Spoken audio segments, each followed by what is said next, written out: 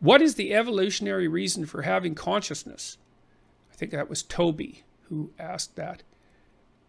God only knows.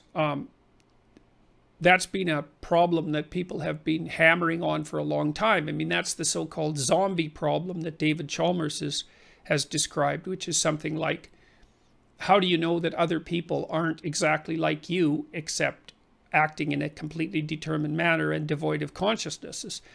I don't know what the evolutionary reason is for consciousness. I mean, I can speculate. Like, what consciousness seems to be, at least in part, is a mechanism of repair.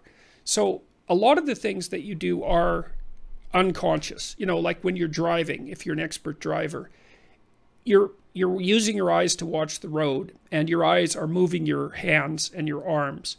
But you're not really thinking about what you're doing. You're not attending to it consciously, because you've built circuitry already, specialized circuitry that handles all those tasks. Now, what happens when you're driving, let's say that you make a mistake. Well, then what happens is you consciously attend to the mistake, and you attempt to revise the part of the automatic structure that produced the error. So imagine this. Imagine you're playing the piano, and you're playing a very complicated sequence.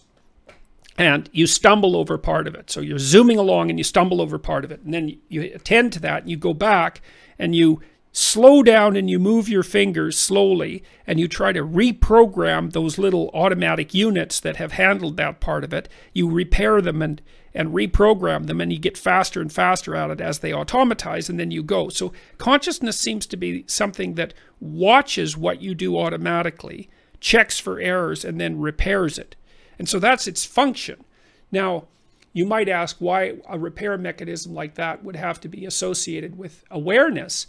And the answer to that is, not only do I not know, I don't think anyone knows.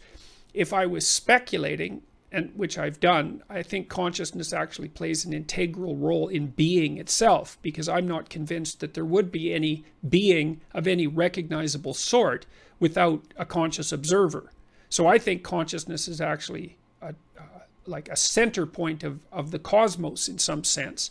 And I think it's because of ideas like that that the grand archetypal idea of the soul has emerged, and I think it's correct.